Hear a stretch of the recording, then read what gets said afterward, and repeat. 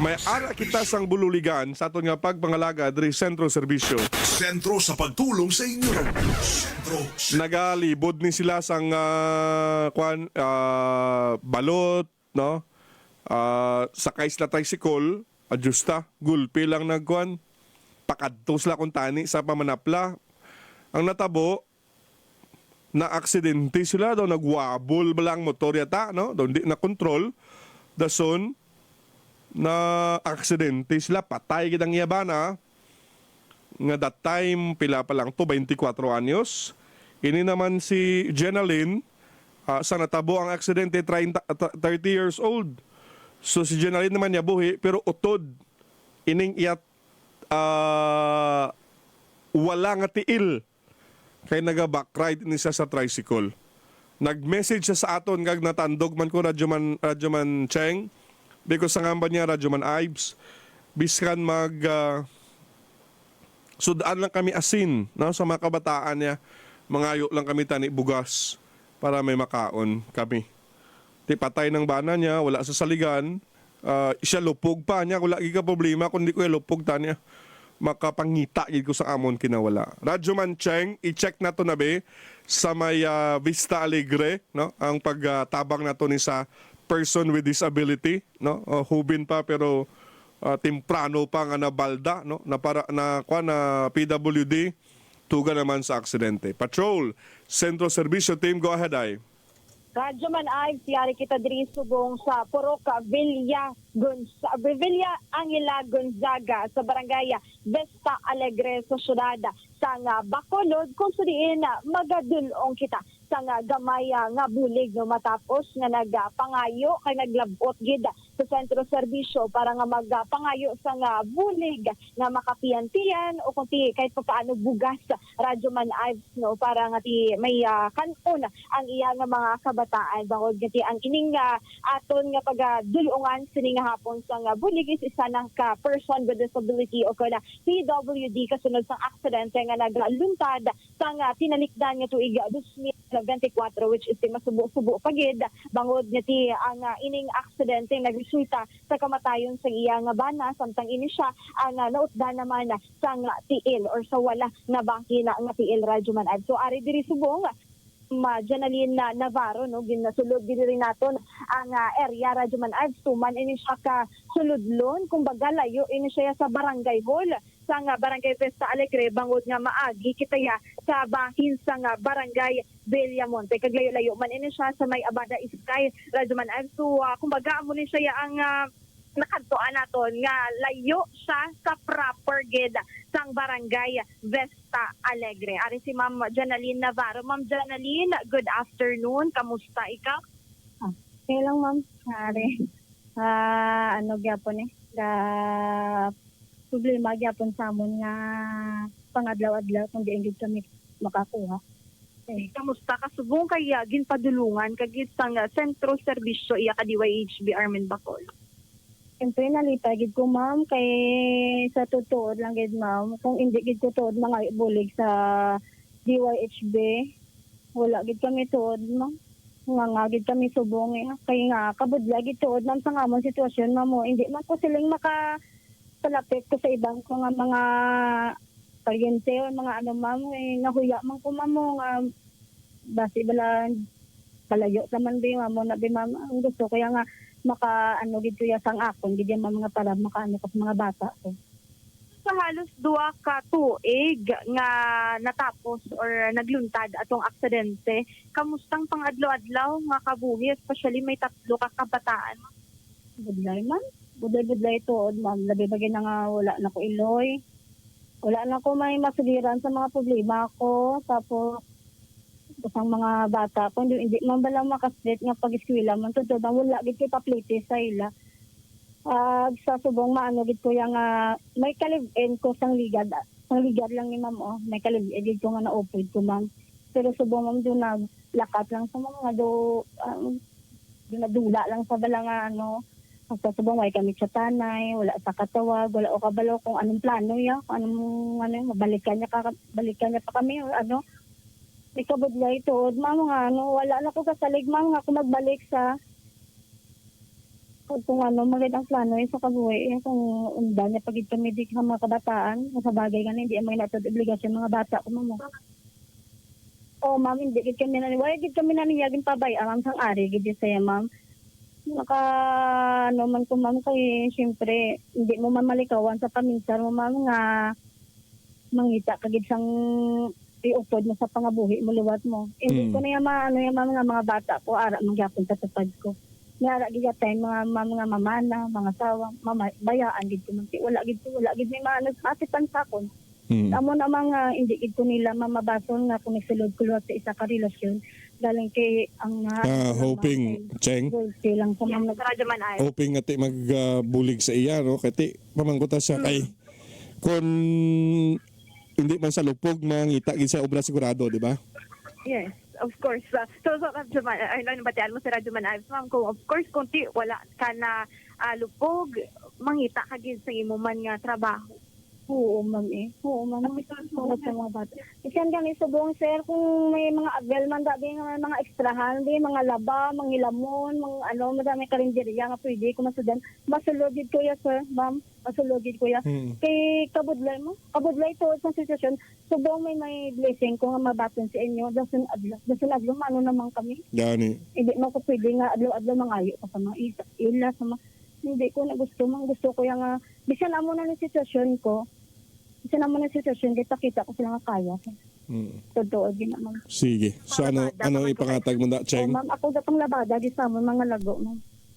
So Radyo Man Ives ginakuha subong ni Radyo Man Pastor Villa ining gamay nga bulig nagikan sa sentro serbisyo nga at least makabulig-bulig na sa pian-pian. So ara may ginabit-bit si Radyo Man Pat nga napulo ka kilo sa nga bugas Radyo Man Ives para kay Ma'am Janaline, and of course ang aton nga mga groceries kangay sa nga kape, noodles, Milo or chocolate drinks, kag mga biscuit nga balalunon man sa mga kabataan. Radyo Man Ives nga ti at least bala hindi naman kinalanon sang kwarta, may ipabalon si Ma'am Janaline nga mga pang-pian-pian or ti Pag nag-request na sa habon, may isa pa Oo, na kaya- ang isa ka bag, no? Oo, Radyo Man Ives nalapitan pa mabili. Dapat malipatan. Amo na ang gin-request siya shampoo. Ang talagin pa kaya shampoo kagabon. Oo, so ara Radyo Man Ives, Oo. meron pag isa ka tray nga itlog, di ang Ay, grabe. buluyag lang tani ni Ma'am bugas nga para Sudan sa asin. Hindi magpasugot si Radyo Man Ives, ma'am, nga asin ang imo ipare sa iya nga bugas. Ari may isa kita May spam ko da agin padala, day. Day, may spam ko da agin padala. Okay, ang bata ka ni Ma'am Janaline? Imo mga bata din niya, Ma'am? Sagwa, ma'am, till dyan. May kwan pa da gali, oh. May cooking oil gali, oh. Di mantika kapag yun, Ma'am.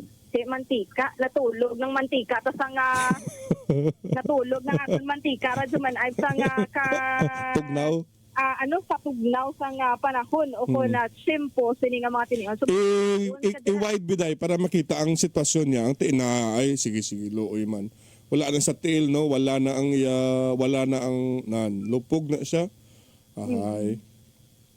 buha mo na, Radyo Man Ives, na bato na ni Ma'am Janaline, isa ka tray nga itlog, napulo ka kilo sa nga bugas, noodles, kape, bisket, mantika, isa ka litro nga mantika, mga habon, nga panghamot nga habon, kag powder nga panglaba. Kag base pwede mo pa na makapital si mo negosyo nga manglabada ka, ma'am, nga Ay, take out duwa na kilo, guro day. habon. Oo, 2 ka kilo na siya nga habon, powder nga habon. So nung masiling mo, ma'am, sa sentro serbisyo kag sa kay Radyo Man Ives mo Una-una, nagapasalamat gid ko sa Ginoo nga bisan sa kapait sa nga kon nga sitwasyon subong na wala gid ko ginpabayan sa napamatian na gid ang pangamuyo ko nga hugot. Sa ikaduha sa RMN sa TAC DYHB sa 747 nagapasalamat mo na ako sa inyo nga kaayos sa akon kagkabay pa nga dabo pa kamo nga mabuligan sa pareho ko nga sitwasyon. Radyo Man, Cheng, wala na sa radyo, sa tupad balay lang siya pamati-mati ang bala siya ipa-deliver ko lang day. Yes, ibalikan lang namon ang radyo ma'am para nga ti pasensya gid kay do mainulanon gid ang Aba, panahon. i-charge pa sa ulan. Naghamba lagi ko nga isa na lang. Kung di ba balik-balik pa ta. Ang buta sino ni nagplastar gani man. Gin salo, gin baylo, gin ano pa gin pasol pang nagplastar. Buhay ng 200 bala. Ay, by the way, gali radyo man ay mayari kita diri sang gamay man nga cash para kay Ma'am Oo. Jenaline nga at least kahit papaano radyo man ay complete-plete sa mga kabataan sa sini nga although nga ti weekend gali no. So at least may preparasyon sa adlaw sang Lunes radyo man. Hamala So, sa ang radyo, ipaapas ko lang da ha. ipaapas lang namon ang radyo Ma'am Jenaline. Okay, ma'am. Kag mamati gid siya sa DYHB ang bala. Pagkadto diri sa amon. So, ang plano sini sa Itlog for sure mga kabataan mo nag-eskwela mo mga kabataan sa Ag-eskwela nga ako niya isa ka bayar yung laping wala pa eskwela. Pwede ka na istorya ho ng iya nga bata radyo man ay Oo, sige pwede. May Pablo ang nagsugat gid sa aton. Ari, okay lang kay tiya man na bata. ari. So, gang ano pangalan mo gang? Siljan. Yan? Siljan. Ayun. So, Ano yung alam? saan sila ng edad? Elvan. Navarro. Navarro yung Alam ba, apelido? ano? Monares. Monares. Monares, radyo man ay. Apelido na sang papa niya? Ang kauna mo ni saya, ma'am. Okay. Periodo, gid sa iya nga papa. Periodo Okay. sa iya So, nga hindi papa, sila radyo kasal? man ay. Hindi ka mo kasado, ma'am. Hindi kami kasado man kami, ma'am. Pero nga Navarro May ikaw. panahon na amon na marriage siya. Okay, sige. Kasado na sila. Sige. Kasado na radyo man ay. Sorry, si Eljan. Eljan, wala ka nag-eskwela, subong? Wala. Ahaw? May kumanon. Ari na balunan siya. Oo, ari timing o maging padala di mo si Radyo Man Ives nga balon. Ano ga lakat ka lang magkadto sa pilahan? Gaplike. Dahil sa kaysa motor. Kini mo ayon mo sila na mutong sa may bilya ano ayon. Iyo. Sa ano galing nga lang sa sila? Lagi, mo ka kabalo. Ano, eskwelahan mo, hindi ka kabalo. Eskwelahan mo na lang gid na. Transfer lang ko. Ay, tapos. Pwede sugdana. Hamala siya, may biskwit na siya. Cheng. Oo, may biskwit ka na. O kaya, di ko may biskwit ka magidi parang mabalaan ta. Sige o kaya para ba si Mambal ta karon nga ginabraw-brahan ka naman surya nga may tara. Sige, sold na sa balan-bala. Mayara, pagida mo, spam? Katilaw ka na spam? Wala. Excited ka na mag-kaon? Kanyaga ka na, wala? Kapanyaga na. Ang sudan. Diba, ano sudan mo? Yang himbakal lang sa digas bangga. Ano? Hindi ka man nagkaano po si mama mo? Oh. Ano mo sudan? Ano mo ginbakan? Chicken Joy. Pausa na, all. Enjoy. Uy, mayo pa siya. Kamiya, ako nanding sudan namon. Tinuktok nga kwan. Nga, giniling. Giniling. Ay, ang Tinuktok nga giniling. Sige, day. Kasi, may balon ka na lang ga. Kasi may pang balon ka na. Mm-mm. Tapos, anong i-request mo karon nga sudan kay mama mo? Nang itlog lang. Itlog lang. Ano ang paborito mo, sunny side up or scrambled egg? Nilaga. Nang Ginbate. ano nang sensor? Red mouth. Ang sunny side up, pinakabalang may yellow sa ito nga. Ano pa lang ano mo siya? Ginprito. Ginpate mo? Kaginprito? Amo na. Ang gindilog na galing.